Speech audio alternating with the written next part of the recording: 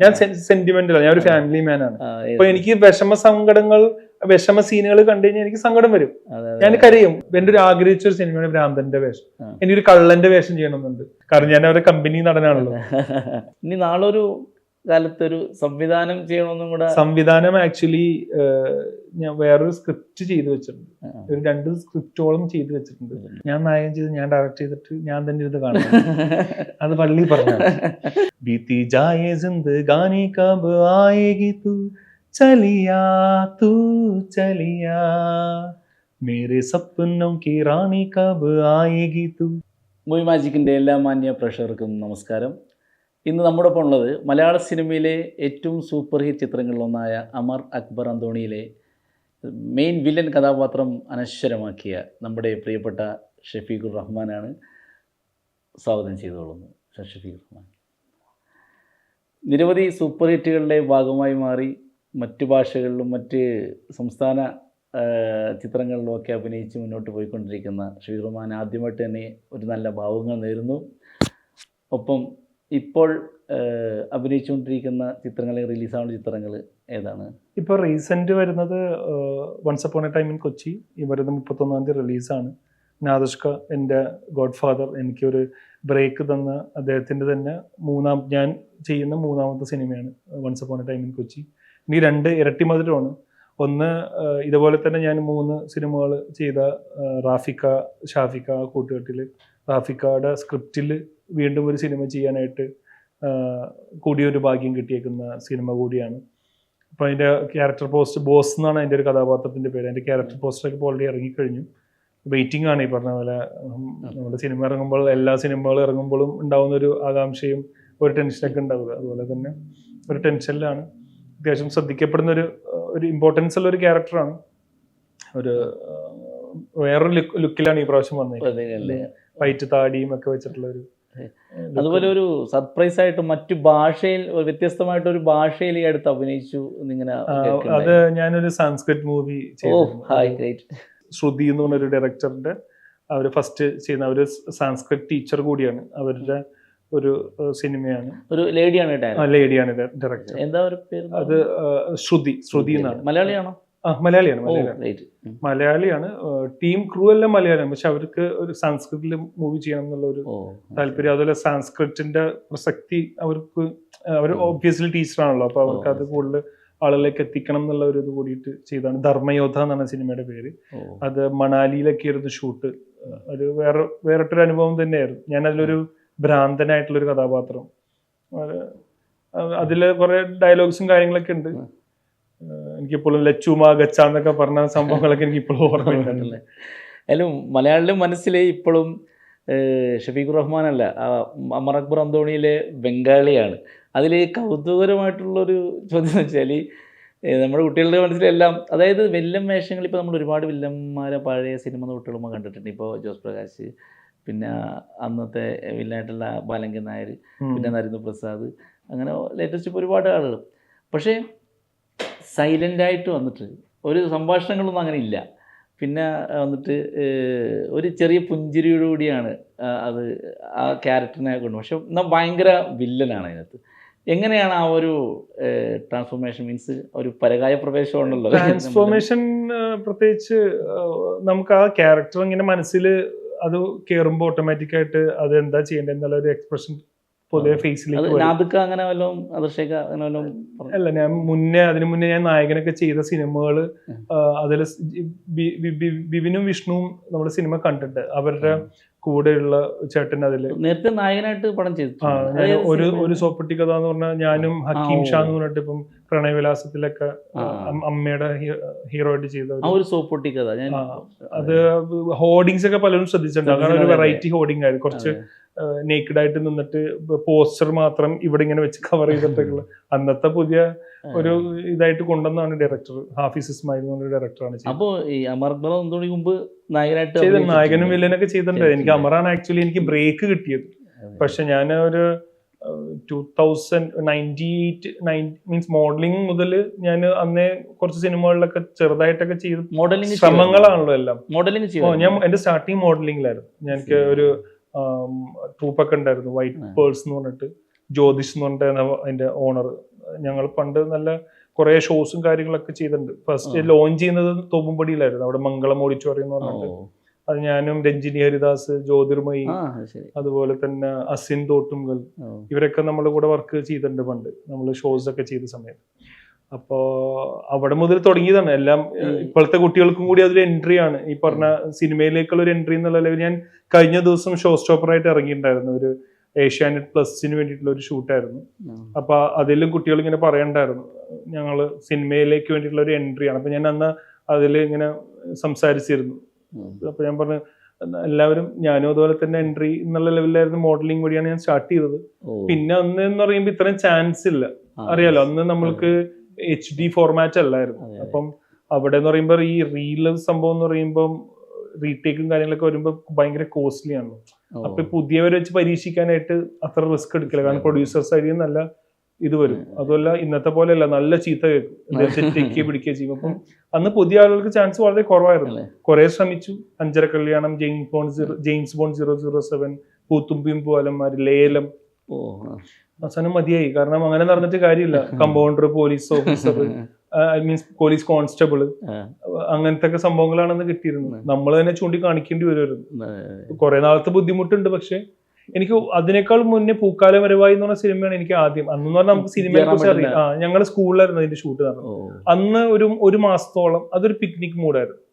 അതാണ് എനിക്ക് സിനിമയെ കുറിച്ച് ഓർക്കുമ്പോൾ ഞാൻ പല ഇന്റർവ്യൂസിലും പറഞ്ഞിട്ടുള്ളതാണ്, എന്റെ ആദ്യത്തെ ക്യാമറ ഫേസ് ചെയ്തേക്കുന്നത്. ഇപ്പോഴും എടുക്ക സിനിമ വരുമ്പോ എനിക്ക് എന്നെ കാണുമ്പോൾ അന്നത്തെ എന്റെ ആ ഒരു ലുക്ക് എന്താന്നുള്ള. കുട്ടിക്കാലം തൊട്ടേ മനസ്സിൽ സിനിമ ഉണ്ട്. അന്ന് സിനിമ എന്ന് പറയാനില്ലെന്നേ, അന്നത്തെ സംഭവം സ്കൂളിൽ നിന്ന് കുറച്ച് പേര് വേണം. സ്കൂളിലായിരുന്നു ഷൂട്ട് നടന്നത്. സെന്റ് ജോസഫ്സ് എന്ന് പറഞ്ഞിട്ട് തൃക്കാക്കരയിലുള്ള ഞാൻ പഠിച്ച സ്കൂളിലായിരുന്നു ഒരു ഷൂട്ട് നടന്നത്. അപ്പൊ അവർക്ക് കുറെ സ്റ്റുഡൻസിന് വേണം, കാരണം സ്കൂള് കാണിക്കണമെങ്കിൽ വേണമല്ലോ. അപ്പൊ മാളൂട്ടിയുടെ കൂടെ ബസ്സിൽ യാത്ര ചെയ്യുന്നതും അതിൽ ശല്യപ്പെടുത്തുന്നതും അങ്ങനെയൊക്കെ, കൈ കഴുകാൻ പോകുന്നത് ശല്യപ്പെടുത്തുന്നതും. അപ്പൊ അങ്ങനെ നമുക്കന്ന് എന്താന്ന് അറിയില്ല, നോക്കുമ്പോ ആ രസം, ഒരു പിക്നിക് മോഡ്. ഒരു മാസത്തോളം ഷൂട്ട് ഉണ്ടായിരുന്നു. അപ്പൊ നമ്മുടെ യൂണിഫോം തന്നെ ഇട്ട് നമ്മൾ ചെല്ലണം. അപ്പൊ അന്ന് ഇത്തിരി കുരുത്തക്കേടാന്ന് തോന്നിയിട്ടാന്ന് കമൽ സാറ് മാളൂട്ടിനെ ശല്യപ്പെടുത്തുന്ന 1-2 സീക്വൻസിൽ എന്നെ പിടിച്ചിട്ടുണ്ടായിരുന്നു. പക്ഷെ അത് ഇപ്പോഴും നമുക്ക് കാണുമ്പം അത് നമ്മളുടെ അന്നത്തെ ലുക്കും നമുക്കതൊരു സന്തോഷം, അത്രേ ഉള്ളൂ. അല്ലാണ്ട് അതുകൊണ്ട് എനിക്ക് വേറെ സിനിമ കിട്ടി അങ്ങനെയൊന്നുമില്ല. അന്ന് അതുള്ളൂ. അത് കഴിഞ്ഞ് അത് വിട്ടു. ആ സമയത്ത് ഒരു സംഭവം. പിന്നെ സിനിമ സ്നേഹം തോന്നിയ ഒരു കാലമാണ് ഈ ഡിഗ്രി ആ സമയത്ത് പഠിക്കുമ്പോൾ. അപ്പോഴാണ് ഡിഗ്രി ഞാൻ പ്രീ ഡിഗ്രി സെന്റ് പോൾസ് കോളേജിലായിരുന്നു. ഡിഗ്രി ഞാൻ ക്യൂൻ മദേഴ്സ് എന്ന് പറഞ്ഞ ആലുവയിലുള്ള ഒരു പാർട്ട് ടൈം, വെച്ചാൽ അന്ന് മുതലേ പാർട്ട് ടൈം വർക്ക് ചെയ്ത് തുടങ്ങി. അപ്പൊ അവിടെ എന്ന് പറഞ്ഞാൽ പല ബാച്ചസ് ഉണ്ട്, 8 to 11, 11 to 2, 2 to 5. അപ്പൊ ഞാൻ 8 to 11 എന്നുള്ള ബാച്ച് എടുത്തിട്ട് 11 ആയി കഴിയുമ്പോൾ ഞാൻ നേരെ ഒരു അഡ്വർടൈസ്മെന്റ് കമ്പനി ഉണ്ട്, ടെലിമീഡിയ എന്ന് പറഞ്ഞിട്ട്. അത് എളംകുളത്തായിരുന്നു. അപ്പൊ ഞാൻ അവിടെ പോകുമായിരുന്നു. ചെറിയ വർക്കൊക്കെ. അതെ അതെ. പിന്നെ എസ്കോർട്ടിൽ വർക്ക് ചെയ്തിട്ടുണ്ട്. പാർട്ട് ടൈം ജോബ് ആയിരുന്നു. അന്ന് നമ്മൾക്കൊരു നമ്മുടെ എക്സ്പെൻസുകൾ മീറ്റ് ചെയ്യണം എന്നുള്ള ഒരു ഇതില്. പിന്നെ ഞങ്ങൾക്ക് ബസ് സർവീസ് ഉണ്ടായിരുന്നു. ഫാദർ ഇപ്പം NRI റിട്ടേൺ ആയിരുന്നു. അപ്പൊ വന്നപ്പം ഒരു ബസ് പള്ളത്തെന്ന് പറഞ്ഞിട്ട് ഞങ്ങളൊരു ബസ് സ്റ്റാർട്ട് ചെയ്തു. കുടുംബ പേരില് തുടങ്ങിയിട്ട്. സഹോദരങ്ങള് 2 എൽഡർ ബ്രദേഴ്സ് ഉണ്ട്. ഇല്ല, സഹോദരിമാരില്ല, ഞാൻ ഏറ്റവും ഇളയതാണ്. അപ്പൊ ഞങ്ങൾക്ക് എന്തെങ്കിലും ഒരു വരുമാനം ആയിക്കോട്ടെ എന്നുള്ളതില് സലീം എന്നാണ് പാപ്പാട് പേര്. അപ്പൊ ഞങ്ങൾ ഉപ്പിച്ചി സിനിമകളിൽ താല്പര്യം. ഇപ്പോഴും ഒരു കഥ പറയും, പണ്ട് നസീർ സാറിന്റെ ബീഡി വാങ്ങിച്ചിട്ടുണ്ടെന്ന് പറഞ്ഞുകൊണ്ട് ഒരു വഞ്ചിയുള്ള ഏതോ പണ്ടത്തെ ഏതൊരു സിനിമയുടെ ഇത് പറയും.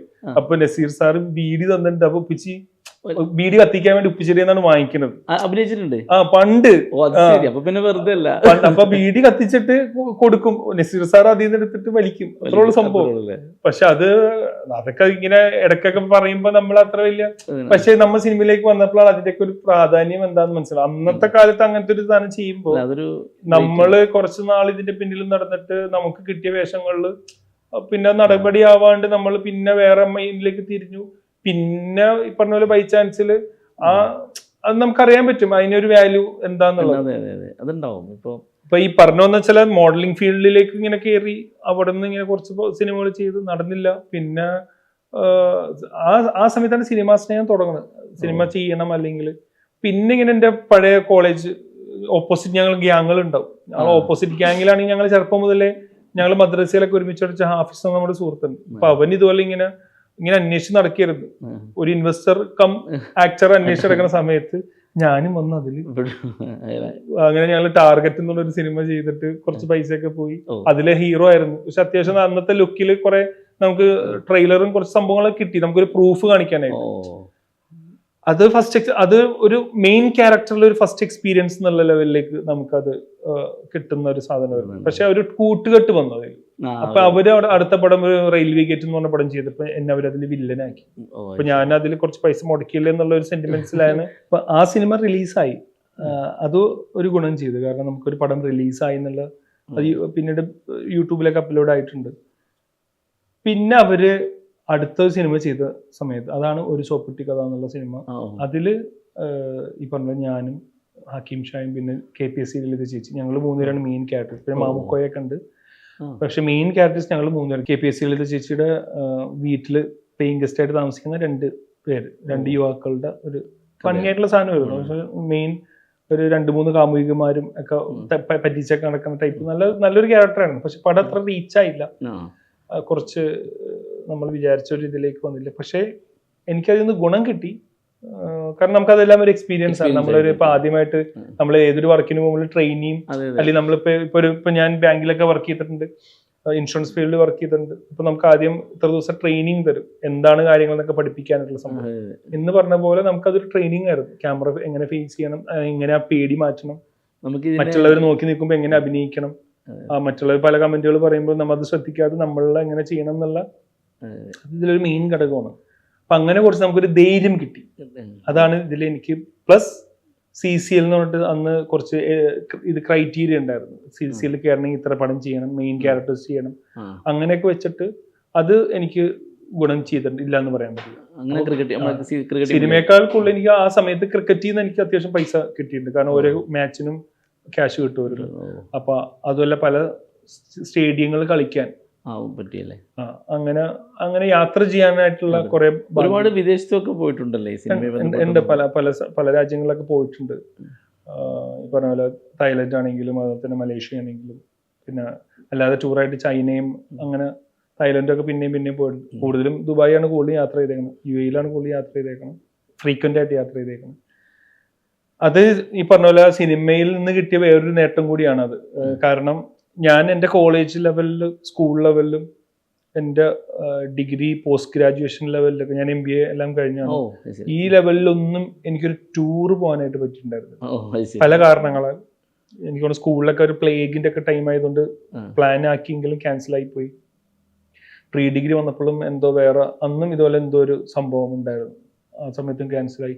ഡിഗ്രി വന്നപ്പം എനിക്ക് അന്ന് മോഡലിംഗ് ഫീൽഡിൽ ഉണ്ടായിരുന്നുകൊണ്ട് ഞാനൊരു ലിയോ സാറിന്റെ പച്ചമരത്തണലിലൊക്കെ എടുത്ത ലിയോ സാറിന്റെ ഒരു ആൽബം, ഒരു അതിൽ 4 പേരിലൊരു മെയിൻ മോഡലായിട്ട് ഞങ്ങളുടെ ഗ്യാങ്ങിൽ നിന്നായിരുന്നു അതിൽ 4 പേരും.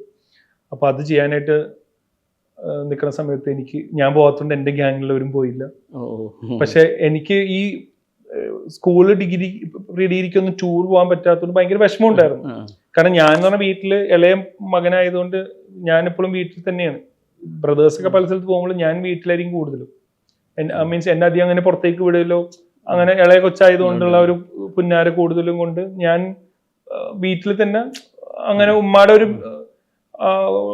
പെറ്റെന്നുള്ള ലെവലിൽ അങ്ങനത്തെ ഒരു ലെവലിലാണ് എന്നെ കൊണ്ട് നടന്നത്. സ്വദേശം ഇവിടെ തന്നെ അതെ, കളമശ്ശേരി പള്ളത്ത് പറഞ്ഞ ഫാമിലി ഉള്ള ആണ് ഞാൻ. അപ്പൊ അവിടെ ഈ പറഞ്ഞ അങ്ങനെ ഒരു ഇതുണ്ടായിരുന്ന സമയത്ത് എനിക്ക് ടൂറും ഒന്നും പോകാൻ പറ്റിയില്ല, പുറത്തേക്ക് പോകാൻ പറ്റിയിരുന്നില്ല. പക്ഷെ ഈ ആൽബത്തിന്റെ ഷൂട്ട് കിട്ടിയപ്പോഴാണ് ഞാൻ ആദ്യമായിട്ട് ചെറായിയും അതുപോലെ തന്നെ അതിരപ്പള്ളിയും പിന്നെ എനിക്ക് ഊട്ടിയൊക്കെ പോകാൻ പറ്റിയിട്ടുണ്ട്. അതൊക്കെ ഈ ഷൂട്ടിനെ ബേസ് ചെയ്തിട്ടാണ്. അപ്പൊ എനിക്കത് ഭയങ്കര ഒരു പ്ലസ് ആയിരുന്നു, കാരണം ഫ്രീ ആയിട്ടാണല്ലോ പോകേണ്ടത്. നമ്മൾ പൈസ കൊടുത്ത് നിന്നവിടുത്ത് പോകാൻ പറ്റാതെ നിന്നവിടുത്ത് ഭയങ്കര ആഗ്രഹമായിരുന്നല്ലോ. സിനിമയിൽ വന്നപ്പോ ഒരുപാട് സ്ഥലങ്ങൾ, ഒരുപാട് ഇതുകൊണ്ട് മെയിൻ എനിക്ക് കിട്ടിയേക്കുന്ന ഒരു വൺ ഓഫ് ദ ബെനിഫിറ്റിൽ ഒരു മെയിൻ ബെനിഫിറ്റിൽ ഒന്നാണ് ഈ പറഞ്ഞ യാത്രകൾ. എനിക്ക് ഭയങ്കര ഇഷ്ടമാണ് പല സ്ഥലങ്ങളിൽ യാത്ര ചെയ്യാൻ, സഞ്ചരിക്കും. ഏറ്റവും ഇഷ്ടപ്പെട്ട ഒരു സ്ഥലം യാത്ര ചെയ്തതിൽ ഏറ്റവും ഇഷ്ടപ്പെട്ട സ്ഥലം എന്ന് പറഞ്ഞു കഴിഞ്ഞാൽ അത് ടൂറായിട്ട് പോയി കഴിഞ്ഞാൽ എനിക്ക് ചൈനയും അങ്ങനത്തെ സ്ഥലങ്ങളിലാണ് എനിക്ക് കൂടുതലും ഇഷ്ടപ്പെട്ടേക്കുന്നത്. തായ്ലൻഡ് ഒരു പരിധി വരെ. അത് എന്തുകൊണ്ടെന്ന് വെച്ചാൽ അവിടുത്തെ ആ ഒരു ഏരിയയുടെ കാരണം അതെനിക്ക് പറയാൻ കാരണം ഞാൻ ചെന്നൈ എയർപോർട്ടിൽ നിന്ന് കയറി അത് മുന്നേ ഞാൻ കുറച്ച് പ്രിക്കോഷൻ മെഡിസിൻസ് ഒക്കെ എടുത്തിരുന്നു. ഇനി എന്തെങ്കിലും അലർജിയോ കാര്യങ്ങളൊക്കെ വന്നു കഴിഞ്ഞാൽ ട്രിപ്പ് പോകുന്നതല്ലേ. പക്ഷെ എന്താണെന്നറിയില്ല, ഞാൻ അവിടെ ലാൻഡ് ചെയ്തതിനു ശേഷം എനിക്കൊരു തുമ്മൽ പോലും ഉണ്ടായിട്ടില്ല. തിരിച്ച് ഞാൻ ചെന്നൈയിൽ എത്തിയപ്പോഴാണ് തുമ്മലും ജലദോഷവും ഒക്കെ പിടിക്കുന്നത്. അപ്പൊ എനിക്ക് ഭയങ്കര ഇതായിക്കോ, ഇങ്ങനത്തെ സ്ഥലത്ത് താമസിച്ചുകൊണ്ടാണോ, ചിലപ്പോ എന്റെ ബോഡിക്ക് അത് ആ സ്ഥലം നല്ലതായിരിക്കാം. കാരണം ഇവിടെ എനിക്ക് ഒന്ന് നോക്കിയില്ലെങ്കിൽ തുമ്മലും ഇതൊക്കെ ഒബ്വിയസ്ലി ഉണ്ടാവില്ല, ഡസ്റ്റും അലർജിയും സാധനങ്ങളൊക്കെ വരുമല്ലോ. അപ്പൊ ഞാൻ നോക്കിയപ്പോൾ ഇത്ര ഭയങ്കര പ്രിക്കോഷൻ ആയിട്ട് എടുത്തു പോയിട്ട് ഞാൻ മെഡിസിൻ എന്ന് പറഞ്ഞ സാധനമേ യൂസ് ചെയ്തിട്ടില്ല. ഒരു 2 ആഴ്ചത്തോളം 10 ദിവസത്തോളം ചൈനയും 3 ദിവസം തായ്ലൻഡും ഉണ്ടായിരുന്നു. ഒരു മെഡിസിനും യൂസ് ചെയ്തിട്ടില്ല. അപ്പൊ അവിടുത്തെ ഭക്ഷണ രീതി വേറെ രീതി, നമ്മളൊന്നും കഴിക്കുന്ന രീതിയല്ല അവിടുത്തെ ഭക്ഷണ രീതി. അപ്പൊ അതുകൊണ്ട് എനിക്ക് സ്റ്റൊമക്ക് വേസും ഒരു പ്രോബ്ലം ഇല്ല. എന്ത് ഭക്ഷണം നമ്മൾ കഴിക്കും, പക്ഷെ അവിടെ നീറ്റ് ആൻഡ് ക്ലീനും എല്ലാം വെച്ച് നോക്കിയപ്പോ നമുക്കത് പ്രാക്ടിക്കൽ അല്ല, പക്ഷെ നമുക്കത് ആദ്യത്തെ അനുഭവമാണല്ലോ. അപ്പൊ നമ്മൾ കമ്പയർ ചെയ്യുമല്ലോ, നമ്മൾ താമസിച്ചുകൊണ്ടിരിക്കുന്ന അല്ലെങ്കിൽ നമ്മൾ പോയിക്കൊണ്ടിരിക്കുന്ന അവിടുത്തെ ഇതും നമ്മൾ ചെന്ന രാജ്യങ്ങളിലുള്ള. ഇപ്പോ ഇവര് കൊറോണയുടെ പ്രശ്നത്തിൽ ചൈനയാണ് ഏറ്റവും വലിയ ചോദ്യം നേരിട്ട ഒരു രാജ്യം. ഇപ്പൊ ആൾക്കാർക്ക് സത്യം. പക്ഷെ നമ്മൾ കമ്പയർ ചെയ്യുമ്പോ പിന്നെ ദുബായി പോയ സമയത്തും നമ്മൾ വേറെ ഇത് കാണുകയല്ലേ, നമുക്ക് എല്ലാവരുടെ അനുഭവം അങ്ങനെ തന്നെ ഇരിക്കുള്ളൂ. അവര് പുതിയ സ്ഥലങ്ങൾ ചെല്ലുമ്പോഴാണ് കമ്പയർ ചെയ്യുന്നത്. പക്ഷെ നമുക്ക് നമ്മുടെ നാടാണ് ഏറ്റവും വലുത്. എന്തൊക്കെ ഏത് ചൈന കിട്ടിയാലും തായ്ലൻഡ് കിട്ടിയാലും ദുബായ് കിട്ടിയാലും നമ്മൾ അവിടെ ചെന്ന് കഴിയുമ്പോഴാണ് നമ്മുടെ നാട്ടിലേക്ക് എത്തണം എന്നുള്ള ആഗ്രഹം നമുക്ക് തോന്നിപ്പോണത്. കുടുംബം ഉമ്മ വാപ്പ പിന്നെ 2 ബ്രദേഴ്സ് ഉണ്ട്, മാരീഡ് ആണ്, വൈഫ് 3 കുട്ടികൾ. കുട്ടികളൊക്കെ വലുതായി. ഞാനൊരു 2004 കല്യാണം കഴിച്ചാണ്. അപ്പം ഞാനപ്പം MBA പഠിച്ചുകൊണ്ടിരിക്കുകയാണ്. എനിക്ക് ഇഷ്ടപ്പെട്ട ഒരു കുട്ടീനെ കണ്ടപ്പോ അങ്ങനെ വീട്ടുകാരുടെ ആലോചിച്ച് ലവ് കം അറേഞ്ച്ഡ് മാരേജ് എന്ന് പറയാം. പിള്ളേര് കേൾക്കണ്ട, പിള്ളേര് കേട്ട് കഴിഞ്ഞാൽ ചിലപ്പോ പിള്ളേര് മുമ്പിലേക്ക് ഹൈഡ് ചെയ്ത്. പിള്ളേര് പറയുമ്പോ ഈ അമർ അക്ബർ അന്തോണിയില് എല്ലാ കുട്ടികളുടെയും ഒരു പേടി സ്വപ്നമായിട്ടുള്ള ഒരു ക്യാരക്ടർ ആയിരുന്നല്ലോ. സത്യത്തിൽ ആ ക്യാരക്ടർ അഭിനയിച്ചു, അത് റിലീസായതിനു ശേഷം കുട്ടികളെ സിനിമ കണ്ടതിന് ശേഷം വീട്ടിൽ ചെന്നപ്പോ അല്ലെങ്കിൽ കുട്ടികളുടെ ഒരു വിഷയമില്ല. കാരണം പിള്ളേർക്ക് ഞാൻ എന്താ നന്നായിട്ട് അറിയാം. എന്റെ സീൻ കണ്ട് ഞാനിരുന്ന് സിനിമ കണ്ട് കരഞ്ഞ സംഭവം ഉണ്ടായിട്ടുണ്ട്. അത് സമദ് നാസ്കാരുടെ അടുത്ത് പറഞ്ഞിട്ടുണ്ട്. അത് നാസ്ക ഇന്റർവ്യൂല് പറഞ്ഞിട്ടുണ്ട്. ഞാനും സമദ് ഒരുമിച്ചിരുന്ന് സിനിമ കണ്ടിട്ട് അതിൽ ആ കൊച്ചു മരിക്കണ ഇത് വരുമ്പോ ഞാനും പൊതുവെ ഞാൻ നല്ലൊരു ആസ്വാദകനാണ്. ഞാൻ സിനിമ കണ്ടു കഴിഞ്ഞാൽ ഞാൻ സെന്റിമെന്റലാണ്, ഞാൻ ഒരു ഫാമിലി മാൻ ആണ്. അപ്പൊ എനിക്ക് വിഷമ സീനുകൾ കണ്ടു കഴിഞ്ഞാൽ എനിക്ക് സങ്കടം വരും, ഞാൻ കരയും, ഞാൻ നല്ലോണം കരയും. അപ്പം ഇങ്ങനത്തെ സീൻ വരുമ്പോ ഞങ്ങൾ വൈഫും കുട്ടികളായിട്ട് ഇരിക്കുമ്പോ വൈഫ് ആദ്യം എന്റെ മുഖത്തേക്ക് നോക്കണം. കാരണം വൈഫും കരഞ്ഞോണ്ടിരിക്കും, ഞാൻ കരഞ്ഞോന്ന് അറിയാനായിരിക്കും നോക്കണം. ഞാൻ നല്ല കരച്ചിലായിരിക്കും. എനിക്ക് ഫീൽ ചെയ്യും, നമ്മൾ അതിന്റെ ഉള്ളിൽ ജീവിച്ച് നമ്മൾ അതിന്റെ ഒരാളായി നിൽക്കും. അങ്ങനെ ആയിരിക്കും നമ്മൾ സിനിമ കാണുന്നത്. ഒബ്വിയസ്ലി നമ്മൾ കരഞ്ഞു. അപ്പൊ നമ്മൾ അത്രയും സെന്റിമെന്റലാണ്. അപ്പൊ ഞാൻ ചെയ്ത സിനിമ അതിലെ ക്രൂവൽറ്റി കണ്ടിട്ട് ഞാൻ തന്നെ കരഞ്ഞെന്ന് പറഞ്ഞാൽ ആ സിറ്റുവേഷൻ ബേസ്ഡ് ആണ്. എനിക്ക് മക്കളുണ്ട്, എനിക്ക് പെൺകുട്ടികളാണ്, 3 പെൺകുട്ടികളാണ്. അപ്പൊ ഞാൻ ആ ഒരു അച്ഛൻ, എനിക്കത് കാണുമ്പോ ആ ഫീലല്ലേ വരിക. എല്ലാവർക്കും സംഭവിക്കാൻ സാധ്യതയുള്ള ആ സമയത്തൊക്കെ പ്രത്യേകിച്ച് ഒരുപാട് പേർക്ക് അതൊരു മെസ്സേജ് കിട്ടിയിട്ടുള്ളത്. എനിക്ക് പല മെസ്സേജുകൾ എനിക്ക് ഫേസ്ബുക്ക് വഴിയും ഒക്കെ വന്നിരുന്ന മെസ്സേജുകളിൽ എനിക്കത് ഒരുപാട് കിട്ടിയിട്ടുള്ളതാണ്. പലർക്കും ഒരു വലിയ മെസ്സേജ് അത് തന്നെയാണ്. പിന്നെ അതൊരു പെർഫെക്റ്റ് സാധനം തന്നെയായിരുന്നു. എല്ലാ ചേരുവകളോട് ഉള്ള ഒരു സംഭവം. പ്രതികരിക്കാൻ ആദ്യം കഴിയാതെ വരുന്ന നായകര് പിന്നെ ആണ്. അങ്ങനെ ചിന്തിക്കുന്ന ആളുകളുണ്ട്. കാരണം അതെല്ലാവരും സേഫ് ആവുന്നത്. ഇത് നമ്മളിപ്പോ കോളേജ് കാലഘട്ടങ്ങളിലൊക്കെ നമ്മൾ അടിപിടി കാര്യങ്ങളിലൊക്കെ നടന്നിരുന്നു. അപ് ടു കല്യാണങ്ങളുടെ സമയങ്ങളിലൊക്കെ വരെ അത്യാവശ്യം അടിപിടിയും. ഞാൻ തൊട്ട് മൂത്ത് ബ്രദറായിരുന്നു കൂടുതലും. ഞങ്ങൾ എവിടെയെങ്കിലും പോയി കഴിഞ്ഞാൽ എന്തെങ്കിലും സീൻ കണ്ട നമ്മള് ഫാദറും അത്യാവശ്യം മൂത്താള് സിനിമയിൽ അഭിനയിച്ചിട്ടില്ലേ? തൊട്ട് മൂത്താള് ഉണ്ട്. പുള്ളി കിഡു എന്ന് പറഞ്ഞ സിനിമയിൽ വില്ലൻ ആയിരുന്നു.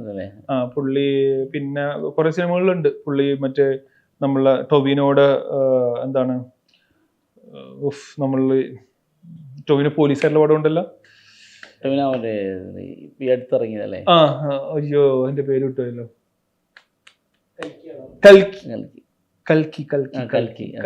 കൽക്കി.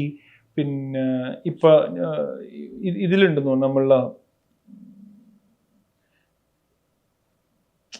ഇപ്പൊ ജീൻ ഡയറക്ട് ചെയ്ത മൂവി ഉണ്ടല്ലോ ടൊവിനോ വെച്ചിട്ട്, നടികർ തിലകം. കുറെ സിനിമകളിൽ പുള്ളി ഉണ്ട്. പുള്ളി വേറൊരു വൈറ്റ് താടിയും ലുക്കൊക്കെ വെച്ചിട്ടുള്ള. പിന്നെ സഹോദരങ്ങളിൽ നടുക്കത്ത ആളാണ് അഭിനയിക്കാതെ ഉള്ള. അല്ല, മൂത്താളും. ഞങ്ങൾ 3 പേരും ഈ ലേലവും പൂത്തുമ്പിയും ഇതൊക്കെ എടുത്ത് ഞങ്ങൾ 3 പേരും കാണാം അതില്. ഓ അത് ശരി. പിന്നെ ഇപ്പോഴും വട്ടമിട്ടിട്ട് കാണിച്ചിട്ട് ചിലവര് ഫോട്ടോ ഇടും ഈ സിനിമ കാണുമ്പോ എടുത്തിട്ട്, ഇത് നിങ്ങളല്ലേ എന്ന് ചോദിച്ചു. ഇത് ആദ്യം എന്നെ നോട്ട് ചെയ്യും. അപ്പൊ ഞങ്ങൾ അറിയാവുന്നവര് പറയും ഇത് നിങ്ങൾ 3 പേരും എന്ന് പറഞ്ഞിട്ട് ഇങ്ങനെ വട്ടം വരച്ച് പണ്ട് അങ്ങനെ ഞങ്ങൾ 3 പേരും നടക്കുമായിരുന്നു. ഇല്ല, നടുവിലത്തെ ആള്. മൂത്താള് പിന്നെ അതിലേക്ക് അത്ര കണ്ട് പിന്നെ ഇത് ചെയ്തില്ല. ആഗ്രഹങ്ങൾ ഉണ്ടായിരുന്നെങ്കിലും പിന്നെ ആ സമയത്തോട് ഇതൊരു മടുപ്പ് വരുന്ന സംഭവമാണ് ഇതിന്റെ പുറകെ നടക്കാന്ന് പറഞ്ഞു. ഇപ്പൊ പലവരാണെങ്കിലും സിനിമകളിൽ അധികം എത്തിപ്പെടാതെ പോകുന്നത് തുടക്കത്തിൽ കുറെ ശ്രമിച്ച് ചെയ്യുമ്പോൾ അവർക്ക് തന്നെ ഒരു മടുപ്പ് വരും. ഇപ്പൊ ഞാൻ ഇന്നലെ ഒരു പയ്യനെ കണ്ടിരുന്നു, VFX ചെയ്യുന്നതാണ്. ഇപ്പം ഇത് പോകണം, സ്വിഗ്ഗിക്ക് പോകണം. കാരണം അത് സർവൈവ് ചെയ്യാനും പിന്നെ അതിലുണ്ട ഇന്റേണൽ വേറെ വിഷയങ്ങൾ ഒരുപാടുണ്ട്. അപ്പൊ ഇതെല്ലാം വെച്ചിട്ട് ചിലപ്പം പിടിച്ചു നിൽക്കാൻ പറ്റിയെന്ന് വരില്ല. ഇതിന് ശരിക്കും നല്ല ക്ഷമയും, ശരിക്കും നമ്മൾ വെയിറ്റ് ചെയ്യണം. ക്ഷമ വേണം, ക്ഷമ നല്ലോണം വേണം. ക്ഷമയില്ലെങ്കിൽ നടക്കൂല പരിപാടി. ചിലപ്പോ നമ്മൾ 6 മാസമൊക്കെ നമ്മൾ ഇങ്ങനെ ഇരിക്കേണ്ടി വരും. ഒരു സിനിമയ്ക്ക് വേണ്ടി നമ്മൾ താടിയും വളർത്തിയൊക്കെ ഇരിക്കേണ്ടി വരും. ചിലപ്പോ അത് കഴിയുമ്പോഴായിരിക്കും എനിക്ക് അനുഭവമുണ്ട്. ഞാൻ തെലുങ്ക് പടം കമ്മിറ്റ് ചെയ്തിട്ട് ഞാൻ 6 പാക്ക് ആക്കാൻ വേണ്ടി നല്ല പണിയെടുത്തോണ്ടിരിക്കുകയാണ്. അയ്യോ, ഞാൻ രാജീവ് സമ്മതിക്കും. ഉണ്ണിമൂന്നനൊക്കെ ഞാൻ ശരിക്കും സമ്മതിക്കും. കാരണം കഷ്ടപ്പെട്ട് എഫേർട്ട് ഇട്ട് വയറുവേദന എടുത്തിട്ട് പറ്റൂല. ഫസ്റ്റ് തന്നെ വയറിന് ശരിക്കും പണി കിട്ടും. നമ്മൾ പെട്ടെന്ന് പോയി വയറിന് കളിക്കുമ്പോൾ വേറൊന്നും കളിക്കണല്ലോ, വയറിന് മാത്രമേ കളിക്കണുള്ളൂ. അപ്പൊ ഓട്ടോമാറ്റിക് ചെയ്യുമ്പോൾ ബാക്കി എനിക്കൊരു അത്ലറ്റിക് ബോഡിയാണ്. അപ്പൊ എനിക്ക് ഒന്ന് പുഷപ്പ് എടുത്തു കഴിഞ്ഞാൽ എനിക്ക് അത്യാവശ്യം ഒരു ഇത് കിട്ടും. ഇപ്പൊ ഷൂട്ട് വരുമ്പോ ഒന്ന് പുഷപ്പ് എടുക്കാം, അതേ ഉള്ളൂ. അല്ലാണ്ട് വർക്കൗട്ട് ചെയ്ത് ഭയങ്കര ജിം അടിച്ച് കയറ്റുന്ന പരിപാടിയില്ല. പക്ഷെ ഇതിനു വേണ്ടി ട്രൈ ചെയ്തിട്ട് ഇതായി ഒന്ന് സെറ്റായി വന്ന് ഒരു വരയൊക്കെ ഇങ്ങനെ കണ്ടു തുടങ്ങി വന്നപ്പോഴത്തേനും ദേ കിടക്കണം ആ പടം പോസ്റ്റ്പോൺ ചെയ്യും. നമുക്ക് ഉണ്ടാവുന്ന സങ്കടവും വിഷമവും ഉണ്ടല്ലോ. കാരണം നമ്മളൊരു ബ്രേക്ക് അവിടെ കിട്ടാൻ പ്രതീക്ഷിച്ചിട്ട് നമ്മൾ അത്ര ഹാർഡ് വർക്ക് ചെയ്ത് വരുമ്പോൾ ആ പടം അത് വരുമ്പോ നമ്മൾ അത്രയും എഫേർട്ട് ഇപ്പൊ ഇതിനു വേണ്ടി നമ്മൾ ശ്രമിച്ചുകൊണ്ടിരിക്കുകയാണല്ലോ. ഇപ്പൊ നമുക്കൊരു ഇപ്പൊ ഞാൻ വേറൊരു പടത്തിന് വേണ്ടിയിട്ടുള്ള ഒരു വളർത്താൻ വേണ്ടിയിട്ടുള്ള ഒരു തുടക്കമാണ് ഇത്. കുറച്ചുകൂടി വളരണം. അപ്പൊ നമ്മൾ അതിനുവേണ്ടി ചെയ്ത് നിൽക്കുമ്പോ അതിന് കുറച്ച് സമയം നമുക്ക് അതിനുവേണ്ടി മാറ്റി വെക്കണം. ഇപ്പൊ അതുപോലത്തെ ഒരു ചെറിയ താടിയും ഷേപ്പൊക്കെ ഒരു വ്യത്യാസപ്പെടുത്തിയിട്ടില്ലേ?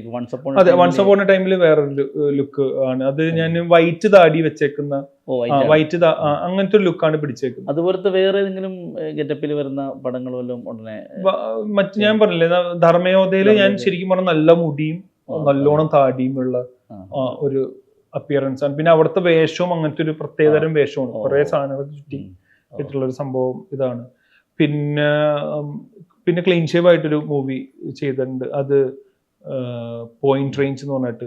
നീ അതുപോലെ ഒരു ഗെറ്റപ്പിൽ ഇന്ന വേഷം അഭിനയിക്കണം എന്നുള്ളൊരു ആഗ്രഹം എനിക്ക് എന്താ അറിയോ, എന്നെ സംബന്ധിച്ചിടത്തോളം എനിക്ക് വ്യത്യസ്തമായിട്ടുള്ള സാധനങ്ങൾ. എന്റെ ഒരു ആഗ്രഹിച്ച ഒരു സിനിമയാണ് ഭ്രാന്തന്റെ വേഷം. എനിക്കൊരു കള്ളന്റെ വേഷം ചെയ്യണമെന്നുണ്ട്. കള്ളന്റെ വേഷം ചെറിയൊരു വേഷമല്ല, അത്യാവശ്യം കൊള്ളാവുന്ന നല്ലൊരു കള്ളന്റെ വേഷം, അങ്ങനത്തെ സാധനം. പിന്നെ ഒരു വക്കീലായിട്ടുള്ള വാദിച്ചിട്ടുള്ള സംഭവങ്ങൾ ചെയ്യണം എന്നുള്ളത്. ഞാൻ ഇങ്ങനെ ഇട്ട് വായിട്ട് അലയ്ക്കും. അപ്പം എനിക്ക് അങ്ങനത്തെ സാധനം പെർഫോം ചെയ്യണം എന്ന് ആഗ്രഹം. അങ്ങനെ വ്യത്യസ്തമായിട്ടുള്ള ഇപ്പൊ എനിക്ക് ഒരെണ്ണം വന്നേക്കുന്ന ഒരു വ്യത്യസ്ത സാധനമാണ്. അത് ആവട്ടെ, കുറച്ച് കാര്യങ്ങൾ നമ്മൾ ഹൈഡ് ചെയ്ത് വെക്കണം. ഞാൻ എന്റെ ജീവിതാനുഭവം കൊണ്ട് കിട്ടിയേക്കുന്നതാണ്. കോമഡി അങ്ങനെയുള്ള വേഷങ്ങള് ഫണ്ണി, ആക്ച്വലി സിറ്റുവേഷണലി ഫണ്ണിയാണ് ഇപ്പൊ ചെയ്തേക്കുന്നത്. എനിക്ക് തോന്നുന്നത് ഇപ്പൊ ഞാൻ ലാസ്റ്റ് ചെയ്തേക്കുന്ന 2 മൂവീസും സിറ്റുവേഷണലി ഫണ്ണിയാണ്. ഫണ്ണിക്ക് വേണ്ടി ചെയ്യേണ്ടി വന്നിട്ടില്ല. അപ്പൊ നമ്മൾ ആ സിനിമയുടെ കോമ്പോ എടുത്ത് പോകുമ്പോ ആ സിറ്റുവേഷനിൽ അത് ചിരിക്കാൻ തോന്നും. അങ്ങനത്തെ സാധനങ്ങളില് അപ്പൊ നമ്മള് വില്ലൻ എന്നുള്ള ലെവലിൽ ഇങ്ങനെ നിൽക്കുമ്പോ അങ്ങനത്തെ വരുമ്പോ ബാബുരാജേട്ടനൊക്കെ ചെയ്ത അത് ശരിക്കും ഫണ്ണി ആയിട്ട് തന്നെ ചെയ്തേക്കുന്നുണ്ട്. പക്ഷെ ഇത് അങ്ങനെയല്ല. നമ്മൾ ആ സിറ്റുവേഷൻ വെച്ച് പോകുമ്പോ നമുക്ക് വില്ലൻ പെട്ടെന്ന് അങ്ങനെ ഒരു തമാശ കൊള്ളാം, അങ്ങനത്തെ സാധനങ്ങൾ ഉണ്ട്. അതൊക്കെ ഒന്ന് വന്ന് ഇതായി കഴിഞ്ഞാലാണ് വേറൊരു ലെവലിലേക്ക് ആവാൻ പറ്റുള്ളൂ. ഇപ്പൊ ഈ അഭിനയിച്ചു, ഇപ്പൊ ക്രിക്കറ്റ് ടീമിലായി, ഇനി അതുപോലെ ഏതെങ്കിലും വേറെ മേഖലയില്? മെയിൻ നമ്മുടെ അഭിനയം തന്നെയാണ് മേഖല. നമ്മൾ അത് തന്നെ ചെയ്തു പോകണം, കണ്ടിന്യൂ ചെയ്യണം. പാടുമോ?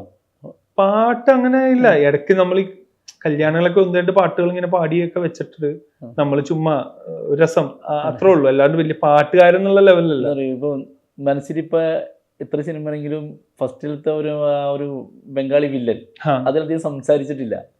പിന്നെ അന്നാ ഒരു ചെറിയ പുഞ്ചിരിച്ച് ഇങ്ങനെ നടക്കണ ഒരു സംഭവം മനസ്സിലാവും. എന്നാൽ അതിൻ്റെ പിന്നിലൊരു വലിയ ഒരു വില്ലത്തരുണ്ട്. അങ്ങനെ ഒരു വില്ലൻ 2 പേര് പാടിയിട്ടുണ്ടെങ്കിൽ ഉണ്ടല്ലോ, ഓഡിയൻസിന് ഭയങ്കര. ഞാൻ പാടിക്കഴിഞ്ഞാൽ ഓഡിയൻസ് എന്നോട് ഉള്ള ഇംപ്രഷൻ കൂടി കളയുന്നുള്ളതാണ് എനിക്ക് തോന്നുന്നത്. കാരണം ഞാൻ സ്ഥിരം ഒരു പാടുന്ന ഒരു ഹിന്ദി പാട്ടുണ്ട്, അതാണ് എന്റെ ഒരു ഫേവറേറ്റ് സാധനം. ഒരു 2 പേര് അത് ഇതാണ് എന്താണ് മേരെ സപ്പനോം കി. വെറുതെ പറഞ്ഞു പാടി വേറെ പറഞ്ഞു നോക്കാം, കളിയാക്കരുത്, പൊങ്കാലി ഇടരുത്. ഹേ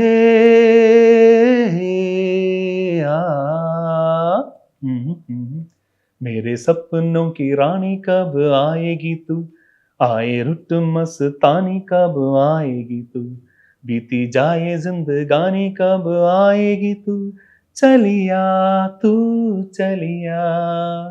मेरे सपनों की रानी कब आएगी तू, आए रुत मस्तानी कब आएगी तू, बीती जाए जिंदगानी कब आएगी तू, ചലിയാ തൂ ചലിയാ.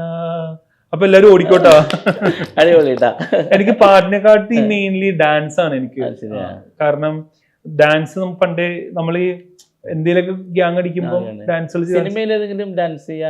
ഡാൻസ് കളിക്കാൻ ഒരെണ്ണം പറഞ്ഞതാണ്, പക്ഷെ അതങ്ങോട്ട് ആയി വരണുള്ളൂ, പ്രാക്ടിക്കൽ ആയിട്ടില്ല. കാരണം കുറെ ഞാൻ ആഗ്രഹിച്ച സാധനങ്ങളൊക്കെ പറഞ്ഞു വെച്ചിട്ടുണ്ട്. അടുത്ത പടത്തിൽ ഒരു ഡാൻസ്, ഡിസ്കോ ഡാൻസ് എന്ന് പറഞ്ഞ മൂവി എന്തോ ചെയ്യാന്ന് പറഞ്ഞപ്പോ ഞാൻ ഡാൻസ് കളിക്കൂട്ടാ, എന്നാ ഒന്ന് പരിഗണിക്കാം. കാരണം ഞാൻ അവരുടെ കമ്പനി നടനാണല്ലോ. അതുപോലെ റാഫിക്കാട് ഷാഫിക്കാടൊക്കെ ഒരു കമ്പനി നടൻ, അവർ 3 പടങ്ങൾ തരുമെന്ന് പറഞ്ഞ കമ്പനി സ്റ്റാഫ് ആവുമല്ലോ എന്ന് പറഞ്ഞ പോലെ ഞാൻ ഇക്കാലത്ത് പറഞ്ഞു. അപ്പൊ ഇക്കാടെ ഒരു പ്രത്യേകത ഒന്ന് ഇടവിട്ടാണ് എനിക്ക് ചാൻസ് വന്നുകൊണ്ടിരിക്കുന്നത്. അപ്പൊ സ്ഥിരമാണെന്നുള്ളൊരു ഇത് വരെയില്ല. പിന്നെ ഇക്ക അങ്ങനെയാണ്, ഇക്കാട് ഇക്കാക്ക് വേണ്ടപ്പെട്ട കുറെ പേരെ എങ്ങനെയൊക്കെ നിലനിർത്തും. അങ്ങനെ ഒരു സഹായം കൂടി ഇക്കാടെ ഭാഗത്തുനിന്ന് ഉണ്ടാവും. അത് ഇക്കാടെ കുറെ ഫ്രണ്ട്സുകൾക്ക് അത് അറിയാവുന്നതാണ്. ജോർജ് ഏട്ടൻ, അതുപോലെ തന്നെ ഹുസൈൻ ഇക്ക. അപ്പൊ ഞങ്ങളൊക്കെ എപ്പോഴും കമ്പനി അടിക്കുന്നതുകൊണ്ട് നമുക്ക് ഇക്കാടെ ഒരു വൈബ് അറിയാവുന്നതാണ്. അപ്പൊ അതുകൊണ്ട് അപ്പൊ ഞാനതിങ്ങനെ ചോദിച്ചു. അപ്പൊ അതെന്തോ അങ്ങനെ പൈപ്പ് ലൈനിലുള്ള മൂവിയാണ്. ഇപ്പൊ ഡാൻസ് ബേസ് ചെയ്തിട്ട് നമുക്ക് എന്തെങ്കിലും പെർഫോം ചെയ്യാൻ പറ്റി കഴിഞ്ഞ് കഴിഞ്ഞാൽ ഒരു വില്ലനിന്ന് മാറിയിട്ട് ഉള്ള സാധനങ്ങൾ ഉണ്ടല്ലോ, ക്യാരക്ടർ റോൾസ് വരുന്നത്. പിന്നെ ഒരു നായകനായിട്ടുള്ളൊരു സാധനം ഇങ്ങനെ ലൈനിൽ നിപ്പുണ്ട്. ഒരു പാർക്ക് ബേസ്ഡ് ഒരു സ്റ്റോറിയാണ്. ഒരു ആകെ 3 ആർട്ടിസ്റ്റുകളേ ഉള്ളൂ. അതും ഈ പറഞ്ഞ പോലെ അതൊന്ന് വന്നു കഴിഞ്ഞാലും വില്ലൻ തന്നെയാണ്, പക്ഷെ നായകനാണ്. അങ്ങനത്തെ സാധനം സിറ്റുവേഷനലി നായകനാണ്. ഇനി നാളൊരു കാലത്തൊരു സംവിധാനം ചെയ്യണമെന്നും കൂടെ. സംവിധാനം ആക്ച്വലി ഞാൻ വേറൊരു സ്ക്രിപ്റ്റ് ചെയ്തു വെച്ചിട്ടുണ്ട്, ഒരു 2 സ്ക്രിപ്റ്റോളം ചെയ്തു വെച്ചിട്ടുണ്ട്. അപ്പൊ അത് വേറൊന്നല്ല, നമ്മുടെ ഐഡിയയിലേക്ക് വരുമ്പം നമ്മ ചെയ്താൽ അങ്ങനെ ഒരു സംഭവം. അപ്പൊ അത് ഞാൻ 1-2 പ്രൊഡ്യൂസേഴ്സായിട്ട് ഡിസ്കസ് ചെയ്തു. അത് ഒരു കൂട്ടായ്മയിൽ ചെയ്യുന്ന സാധനമാണ്. അപ്പൊ അവര് പറഞ്ഞ് നടനൊക്കെ ഉള്ള ലെവലിലാണല്ലോ, അപ്പൊ ഒരു ഡയറക്ടർ എന്നുള്ളതിൽ വരുമ്പോ കുറച്ച് റീച്ച് കിട്ടിയാലോ. കാര്യം നമുക്ക് നമ്മുടെ ഒരു അനുഭവം വെച്ചിട്ട് നമ്മൾ എഴുതിയതായതുകൊണ്ട് നമുക്ക് കുറച്ചും കൂടി. നായകൻ നമ്മൾ തന്നെയാണോ അല്ലെങ്കിൽ വില്ലനാണല്ലേ? ഞാൻ നായകൻ ചെയ്ത് ഞാൻ ഡയറക്ട് ചെയ്തിട്ട് ഞാൻ തന്നെ ഇത് കാണാം. അത് പള്ളി പറഞ്ഞ വില്ലൻ, അത് വില്ലനാണെന്ന് തോന്നാത്തൊരു വില്ലനാണ്. നമ്മൾ പണിയെടുക്കുന്നുണ്ട് പറഞ്ഞ പോലെ. അത് ഒരു 1.5 മാസത്തോളം. അല്ല, സിനിമയാണല്ലോ ഇപ്പൊ. സിനിമയിൽ മുഴുവൻ സംഭവിക്കുന്നത് മുഴുവൻ അത്ഭുതങ്ങളാണ്.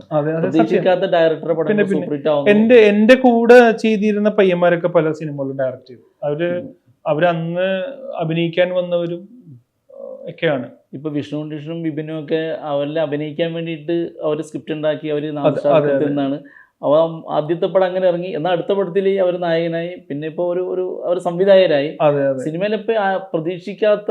അല്ല, അവർക്കത് പറ്റുന്ന എന്താ വെച്ച് കഴിഞ്ഞാല് അവര് സ്ക്രിപ്റ്റ് ചെയ്തവർക്ക് അവരുടെ കുട്ടിയാണല്ലോ. അപ്പൊ അവർക്ക് അതിനെ നല്ല രീതിയിൽ കുളിപ്പിച്ചെടുക്കാൻ പറ്റും. അതാണ് അതിലേക്കുള്ള മെയിൻ പോയിന്റ്.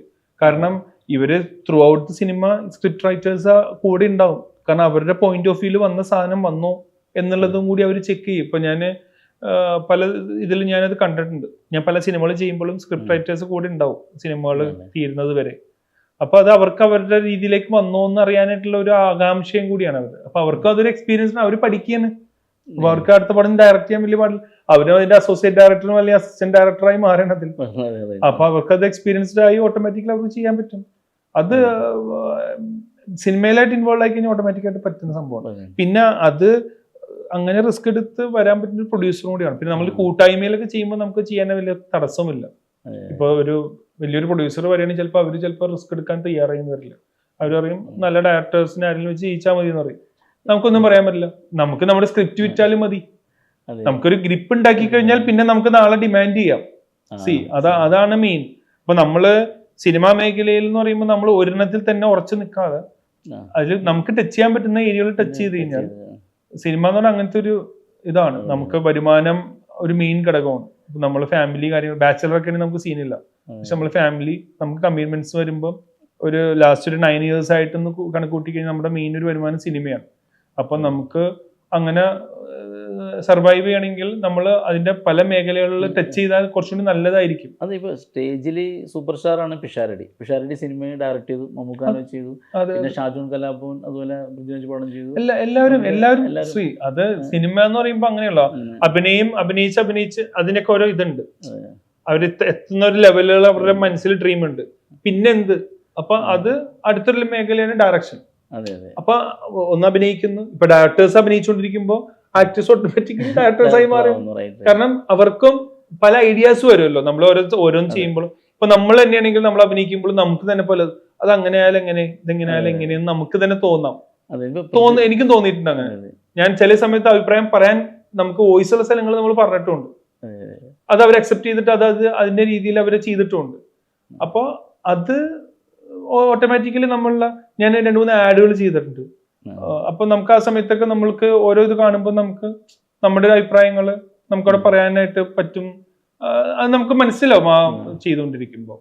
അപ്പൊ അത് ഓട്ടോമാറ്റിക്കലി നമ്മളത് പഠിക്കുകയാണ്. അങ്ങനെയാണ് കൂട്ടിയാൽ മതിയല്ലോ. നമ്മളിതെല്ലാം ലേണിംഗ് ആണല്ലോ. അപ്പൊ പഠിച്ചാലാണ് നമുക്ക് അടുത്തൊരു സ്റ്റെപ്പിലേക്ക് വെക്കാൻ പറ്റുള്ളൂ. അല്ലാണ്ട് പഠിക്കാതെ ചുമ്മാ പോയി ഞാൻ ഡയറക്ഷൻ ചെയ്യാൻ പറഞ്ഞാൽ നടക്കണ കാര്യമൊന്നുമില്ല. അതൊന്നും അത്ര എളുപ്പമുള്ള പരിപാടിയൊന്നുമല്ല. ഇന്നത്തെ സിനിമ ഒരു വലിയ ബഡ്ജറ്റിൽ വരുന്നു, വലിയ താരങ്ങൾ വരുന്നു, സമയം എടുക്കുന്നു. അപ്പൊ അതൊരു ആ കാഴ്ചപ്പാടും ആ ഒരു ധൈര്യവും എല്ലാം ഉണ്ടെങ്കിൽ ആക്ച്വലി എന്റെ ഒരു കൺസെപ്റ്റ് എന്ന് പറഞ്ഞു കഴിഞ്ഞാല് 1 rupee saved is equal to 1 rupee earned ആണ്. ഇപ്പൊ നമ്മളൊരു മൂവി ഫോർ എക്സാമ്പിൾ ഇപ്പൊ ഒരു 3 CR വെച്ചിട്ടുള്ള ഒരു മൂവി 3 CR വെച്ചിട്ടുള്ള ഒരു മൂവി നമ്മൾ ചെയ്യുമ്പോൾ 3 CRന് മേലോട്ട് 1 രൂപ കിട്ടിയാലാണ് അത് പ്രോഫിറ്റ് ആവുള്ളൂ. അപ്പം ആസ് എ പ്രൊഡ്യൂസർ, ഇപ്പൊ ഞാനൊരു പ്രൊഡ്യൂസറാണ്, ഞാൻ എന്താ ചിന്തിക്കുക, എനിക്ക് ഈ 3 കോടി മുടക്കി കഴിഞ്ഞാൽ എങ്ങനെ അതൊരു 6 കോടി ആക്കാം, അറ്റ്ലീസ്റ്റ് എങ്ങനെ 1 കോടി ലാഭം ഉണ്ടാക്കാന്നായിരിക്കും ഞാൻ ചിന്തിച്ചിട്ട് സിനിമയിലേക്ക് വരുന്നത്. അപ്പോ ബാക്കി എല്ലാവർക്കും അതിൽ പൈസ കിട്ടും എക്സെപ്റ്റ് പ്രൊഡ്യൂസർ. ഡയറക്ടറിന് കിട്ടും, ആക്ടേഴ്സിന് കിട്ടും, ടെക്നീഷ്യൻസ് എല്ലാവർക്കും പൈസ കിട്ടും. പ്രൊഡ്യൂസറിന് എപ്പോഴാണ് പൈസ കിട്ടുന്നത്? അത് പ്രോഫിറ്റബിൾ ആയി മാറുമ്പോൾ. ഞാൻ ചിന്തിക്കുന്നത് എന്താണെന്ന് വെച്ച് കഴിഞ്ഞാൽ ഈ 3 കോടി വെച്ചിട്ട് ചിലപ്പം 3 കോടി ആയിരിക്കും ചിലപ്പോൾ കിട്ടുക. അതിന് പകരം ഒരു 1.5 കോടി വെച്ചിട്ട് 2 കോടി ഉണ്ടാക്കാൻ പറ്റിയാലും 50 ലക്ഷം അവിടെ ലാഭമായി. 3 കോടി ചെലവാക്കിയിട്ട് 3 കോടി കിട്ടുന്നത് ലാഭമില്ല. ചിലപ്പം അതിൽ ചിലപ്പോൾ 1 കോടിയൊക്കെ വല്ല ഇൻട്രസ്റ്റിന് എടുത്തതായിരിക്കാം, ചിലപ്പോൾ വേറെ എന്തെങ്കിലും മ്യൂച്വൽ ഡീലിലൊക്കെ എടുത്ത ഫണ്ടായിരിക്കാം. അപ്പൊ അവിടെ ലാഭം വന്നില്ല. ആർക്കൊക്കെ ലാഭം ഉണ്ടായി? അഭിനയിച്ചവർക്കും ടെക്നീഷ്യൻസിനും എല്ലാം ലാഭം ഉണ്ടായി, അപ്പാർട്ട് ഫ്രം അല്ലെങ്കിൽ എക്സെപ്റ്റ് നമ്മുടെ പ്രൊഡ്യൂസർ. ഇപ്പൊ എങ്ങനെ എക്സ്പെൻസ് കുറച്ചുകൊണ്ട് എങ്ങനെ ലാഭം ഉണ്ടാക്കാം? ഇപ്പൊ ഈ 3 കോടി ചെലവാക്കുന്നിടത്ത് നമുക്ക് കുറയ്ക്കാം, പക്ഷെ എന്നാൽ ക്വാളിറ്റി കുറവ് വരാത്ത രീതിയിൽ ചെയ്യാം. അപ്പൊ അതിന് പല മെത്തേഡുകളുണ്ട്. ഇപ്പൊ ഞാൻ അങ്ങനെ ഒരു ടീമാണ് ഇപ്പൊ ഫോം ചെയ്തുകൊണ്ടിരിക്കുന്നത്. ഇപ്പൊ ഞാൻ ചെയ്യാൻ പോകുന്ന മൂവീസിലും അത് അപ്ലൈ ചെയ്യാനായിട്ടുള്ള രീതി. അപ്പൊ അതിനുള്ള ബഡ്ജറ്റേ വരുവുള്ളൂ. അപ്പൊ അങ്ങനെ ആകുമ്പോൾ നമുക്ക് ഈ സിനിമ വിൽക്കാനും ഒക്കെ എളുപ്പമായിരിക്കും. പക്ഷെ ക്വാളിറ്റി മെയിൻറ്റെയിൻ ചെയ്യണം. ക്വാളിറ്റി മെയിൻറ്റെയിൻ ചെയ്ത് വിൽക്കാൻ പറ്റത്തില്ല. എന്നാൽ ആ ചെയ്യുന്നതിന് കണ്ടന്റ് ഉണ്ടാവണം. ആളുകളെ പിടിച്ചിരുത്താൻ പറ്റിയൊരു ടോപ്പിക് ആയിരുന്നു. ചുമ്മാ നമ്മളൊരു ഇത് ചെയ്തിടുന്നു അതുകൊണ്ടും കാര്യമില്ല. ചെയ്യുന്നത് നല്ലതായിരിക്കണം, എക്സ്പെൻസ് കുറയ്ക്കണം. അപ്പൊ നമുക്കത് സർവൈവ് ചെയ്യിക്കാൻ പറ്റും. അപ്പൊ നമുക്ക് കുറെ സിനിമകൾ ചെയ്യാൻ പറ്റും. ചിലപ്പോൾ നമുക്കൊരു സിനിമയിൽ 50 ലക്ഷം ലാഭം കിട്ടുള്ളൂ. പക്ഷെ അത് 10 പടങ്ങളിൽ നിന്നാവുമ്പോൾ 50 ലക്ഷം എന്നുള്ള ചിലപ്പോൾ അത് 60 ലക്ഷവും 1 കോടിയും ഒക്കെ ആകാം. അപ്പൊ 10 പടങ്ങളാകുമ്പോൾ ആ വ്യത്യാസങ്ങൾ വരും അവിടെ. ഇപ്പൊ സിനിമയിലെ ഈ മുഖ്യ ഘടകം ഇപ്പൊ ആർട്ടിസ്റ്റുകൾ, പ്രൊഡക്ഷൻ, പിന്നെ അതിന്റെ വർക്കെല്ലാം വരുമ്പോൾ സബ്ജക്റ്റ്, ഇങ്ങനെയുള്ള ഒരു ഘടകങ്ങളിൽ ഏറ്റവും പ്രധാനം എന്ന് ഷഫീഖ് ഭായ് തോന്നിയിട്ടുള്ളത് സബ്ജക്റ്റ് തന്നെയാണ് മെയിൻ ഘടകം. പിന്നെ നല്ല സബ്ജക്റ്റ് ആളുകൾ ചിന്തിച്ച് മനസ്സിലാക്കാൻ പറ്റരുത്. ഐ മീൻ ഞാൻ ഉദ്ദേശിച്ചത് എന്താണെന്ന് വെച്ച് കഴിഞ്ഞാൽ നമ്മൾ ചില സിനിമകൾ കാണുമ്പോൾ ചില ഏരിയ എത്തുമ്പോൾ തന്നെ നമുക്ക് മൊത്തം കഥ വെളിപ്പെടുത്താൻ കിട്ടും. ഇത് ഇങ്ങനെയായിരിക്കും. എന്റെ അടുത്ത് മക്കള് പറയാറ്, ഞങ്ങൾ ഒരുമിച്ച് സിനിമ കണ്ടുകൊണ്ടിരിക്കുമ്പോൾ ഞാൻ അടുത്ത ഡയലോഗ് പറയും, അടുത്ത ഇതായിരിക്കും ഡയലോഗ് എന്ന് പറയും. അപ്പൊ എന്റെ അടുത്ത് ഡാഡാന്ന മക്കൾ വിളിക്കണം. അപ്പൊ ഡാഡാക്ക് ഇത് എങ്ങനെ മനസ്സിലായി? ഞാൻ പറഞ്ഞു ഞാനും കുറച്ചായിട്ട് സ്ക്രിപ്റ്റ് എഴുതിക്കൊണ്ടിരിക്കുകയല്ലേ, എനിക്ക് മനസ്സിലാക്കാൻ പറ്റും. അത് പ്രഡിക്റ്റഡ് ആവരുത്. മനസ്സിലായ? അത് ഓഡിയൻസിന്റെ പ്രതീക്ഷക്ക് അപ്പുറം ട്വിസ്റ്റ് ആയിരിക്കണം. അതെ. അതായത് ഇവർക്ക് കഥ പിടുത്തം കിട്ടും. ചില സിനിമകളൊക്കെ നമുക്ക് ഒരു സർട്ടൻ ഏരിയ എത്തുമ്പോൾ തന്നെ നമുക്ക് ഇതും ഇങ്ങനെയായിരിക്കും വരാൻ പോകുന്നത് എന്നുള്ള മനസ്സിലാവും. അങ്ങനെ വന്നു കഴിഞ്ഞാൽ അത് നടക്കില്ല. അപ്പൊ ആ സബ്ജക്റ്റിന് പ്രാധാന്യമുണ്ട്. സബ്ജക്റ്റാണ് മെയിൻ. അതിനുശേഷമുള്ള ബാക്കി ഡയറക്ഷനും ആർട്ടിസ്റ്റും എല്ലാം വരുന്നത്. ഒരു ആർട്ടിസ്റ്റും അതായത് എസ്റ്റാബ്ലിഷ്ഡ് ആർട്ടിസ്റ്റ് ഇല്ലെങ്കിൽ കൂടിയും ഒരു സിനിമ വിജയിക്കും. എങ്ങനെ വിജയിക്കും? ആ സബ്ജക്റ്റ് നല്ലതാണെങ്കിൽ, അത് ആളുകളിൽ പുതുമ ഉണ്ടാക്കുന്നതാണെങ്കിൽ. എന്നാലോ ചിലപ്പോ നല്ല സൂപ്പർ സ്റ്റാറിന്റെ പടമാണെങ്കിലും ചിലപ്പോ വിജയിച്ചില്ല എന്ന് വരും ചിലപ്പോ. ബിക്കോസ് ആ സബ്ജക്റ്റിന്റെ കുഴപ്പം കൊണ്ടാണ്. എന്നാൽ അത് മേക്ക് ചെയ്തതിന്റെ ഒന്നിന്റെ അല്ല, ആ സബ്ജക്റ്റിന്റെ. നമ്മൾ ചില സമയത്ത് നമുക്ക് സിനിമ, ഇപ്പൊ ഞാൻ ഇടയ്ക്ക് കഥ കേൾക്കുന്നതാണ്. നമ്മളെ ക്യാരക്ടേഴ്സ് വരുമ്പോൾ നമ്മൾ കഥ കേൾക്കും ഒരുപാട്. അല്ലാതെയും ഞാനൊരു പ്രൊഡക്ഷൻ ഹൗസിന്റെ സ്റ്റാർട്ട് ചെയ്യുന്ന സമയത്ത്, ഞാൻ ആ കോവിഡിന് മുന്നേ അതിനുവേണ്ടി പ്ലാൻ ചെയ്തൊക്കെ സെറ്റ് ചെയ്ത് വെച്ച സമയത്ത് അതിന് കുറച്ച് കഥകൾ കേട്ടിരുന്നു. നമുക്ക് പല പല കഥകൾ കേൾക്കുമ്പോൾ നമുക്ക് ഒരു ഇത് കിട്ടും. കേൾക്കുന്ന സമയത്ത് നമുക്ക് ചിലപ്പോൾ ഭയങ്കര സംഭവമായിട്ട് തോന്നും. ഇത് അടി ഉറപ്പായിരിക്കും, സംഭവമായിരിക്കും. പക്ഷെ ചെയ്തു വരുമ്പോൾ ചിലപ്പോൾ നമുക്കത് ആ ഒരു ഫീലിലേക്ക് ചിലപ്പോൾ കിട്ടിയെന്ന് വരില്ല. അങ്ങനെ ചില പ്രശ്നങ്ങളുണ്ട്. നമ്മൾ കഥ കേൾക്കുമ്പോൾ നമ്മൾ ഭയങ്കര നമുക്ക് ഫീൽ ചെയ്യും. പക്ഷെ ചിലപ്പോൾ ചെയ്തു വരുമ്പോൾ നമുക്ക് ആ ഒരു ഫീല് വന്നില്ല. ഞാനൊരു ഇന്റർവ്യൂവിൽ പറഞ്ഞു കേട്ടോ, പുള്ളിക്കാരൻ പോയി നമ്മുടെ നയൻതാരയോട് പറഞ്ഞ കഥ വേറെതാണ്, പക്ഷെ ഇപ്പോൾ ചെയ്ത സിനിമ വേറെ. നയൻതാര പറഞ്ഞ അന്ന് കേട്ടപ്പോ പറഞ്ഞ സീനെന്ന് ചോദിച്ചപ്പോ പുള്ളിക്കാരൻ്റെ ആ സീനില്ല. അത് സംഭവിക്കും. പിന്നെ അതിനേക്കാൾ നന്നായിട്ട് വരുന്ന സംഭവങ്ങളും. അതെ. നമ്മളിപ്പോ ചില സിനിമകൾ നമുക്ക് പറയുമ്പോൾ ഭയങ്കര ക്യാരക്ടേഴ്സ് നമുക്ക് പറഞ്ഞ്, പക്ഷെ ഷൂട്ട് കഴിയാറാകുമ്പോഴായിരിക്കും നമുക്ക് മനസ്സിലാവുന്നത് ആ പറഞ്ഞാലും പലതില്ലല്ലോ. അപ്പൊ അത് അങ്ങനെ പൊളിച്ചു, ഇത് ഇങ്ങനെ പൊളിച്ചു, അത് ഇങ്ങനെ ആക്കി. പക്ഷെ നമ്മൾ ഓൾറെഡി കമ്മിറ്റ് ചെയ്ത് വരുമ്പോൾ നമ്മൾക്ക് എന്താ പ്രശ്നം വെച്ചാല് ചിലപ്പോൾ നമുക്ക് ഉദ്ദേശിച്ച ഡെപ്ത് അവിടെ കിട്ടിയില്ലെന്ന് വരും. ചിലത് കഴിഞ്ഞിട്ട് എഡിറ്റ് ചെയ്ത് പോകും. അതാണ് സങ്കടം വരുന്നത്. റോൾ മോഡൽസ് അങ്ങനത്തെ ഞാൻ ഇരയായ ഒരു സിനിമയാണ്. കാരണം എന്ത് ചെയ്യാൻ പറ്റും, അത്രയും നമ്മൾ ഒരു പോസിറ്റീവ് ക്യാരക്ടറിലേക്ക്. ഞാൻ ക്ലൈമാക്സിലൊക്കെ ഞാൻ അവരുടെ അടുത്ത് പറഞ്ഞു, നിങ്ങളാണ് റിയൽ റോൾ മോഡൽസ് എന്നൊക്കെ പറഞ്ഞ് സല്യൂട്ട് അടിച്ച് പോകുന്ന സംഭവങ്ങളുണ്ട്. എല്ലാ ആർട്ടിസ്റ്റായിട്ടുള്ള കോമ്പിനേഷൻ ഉണ്ട്. ഞാൻ പോലീസ് ഓഫീസറാണ്, എൻ്റെ അടുത്തേക്ക് എല്ലാവരും വന്നിട്ട് ഞാൻ എല്ലാവരും മുമ്പിൽ പെർഫോം ചെയ്യുന്ന സാധനങ്ങളുണ്ട്. സുരാജ് ചേട്ടൻ ഞാൻ നമ്മൾ ഭയങ്കര കോമഡി സീനുകളുണ്ട്. സുരാജ് ചേട്ടൻ പൊളിച്ചേക്കാണ് അതിൽ. ഞാൻ തന്നെ നിന്ന് ചിരിച്ചു പോയിട്ടുണ്ട് പുള്ളിയുടെ പെർഫോമൻസ് ആണ്. അപ്പൊ അങ്ങനത്തെ സാധനങ്ങളൊക്കെ കട്ട് ചെയ്ത് പോയി നമ്മൾ അവിടെ പ്രതീക്ഷ വെക്കുന്ന സാധനം റിലീസിന്റെ തലേ ദിവസമാണ് അറിയണത്. നമുക്ക് സിനിമ പോയി കാണാൻ തന്നെയുള്ള മൂഡ് ഭയങ്കര പ്രതീക്ഷയിൽ നിന്നിട്ട് ഓക്കെ ഇവിടെ നമുക്ക് ഒരു പോസിറ്റീവ് ക്യാരക്ടർ കിട്ടും, അല്ലെങ്കിൽ ഒരു സൈഡ്, അതായത് വില്ലനോ അതിൽ നിന്ന് വ്യത്യസ്തമായിട്ട് ക്യാരക്ടർ റോൾ കിട്ടുമെന്ന് പ്രതീക്ഷ നിൽക്കുന്ന സമയത്ത് ആ സാധനമേ മൊത്തം 15 സീനുകളിൽ 14 സീനും തൂക്കിയിട്ട് പിന്നെ നമുക്ക് ആ ഒരു സീൻ മാത്രമായിട്ട് എന്താ കാര്യം? ഓഡിയൻസ് കാണുമ്പോൾ ഒരു സീനിന് വേണ്ടി അഭിനയിച്ചോ എന്ന് ചിന്ത വരും. അത് നമുക്ക് പണി കിട്ടണമെന്ന് വെച്ചാൽ വേറൊരാള് സിനിമ നമ്മൾ കാസ്റ്റ് ചെയ്യാൻ നോക്കുമ്പോൾ അത് ആ ഒരു സീനിലല്ലേ അഭിനയിച്ചിട്ടുള്ളൂ. അങ്ങനത്തെ പണി വരും. മനസ്സിലായോ? അപ്പൊ ഇത് ഒന്നും നമ്മുടെ കൺട്രോളിലല്ലെന്നേ. നമ്മൾ ചെയ്ത സിനിമ അതേപോലെ തന്നെ വന്നം വിചാരിച്ചാൽ നമുക്ക് ഒന്നും പറയാൻ പറ്റില്ല. അതുകൊണ്ട് തന്നെ ഞാൻ ഇപ്പോഴും പഠിച്ചൊരു പാഠം കഴിയുന്നത് മിണ്ടാതിരിക്കുക. റിലീസായതിനു ശേഷം അമർ എന്നൊക്കെ പറഞ്ഞ ഒരു അക്ഷരം ഇട്ടിട്ടില്ല ഒരാളോട്. റിലീസ് ആയതിനു ശേഷമാണ് ഇന്റർവ്യൂവിനൊക്കെ നിന്ന് ഷൂട്ടിനൊക്കെ പോയിട്ടുണ്ടെങ്കിലും അതൊക്കെ റിലീസ് ആവണ പടത്ത് കഴിഞ്ഞിട്ടാണല്ലോ.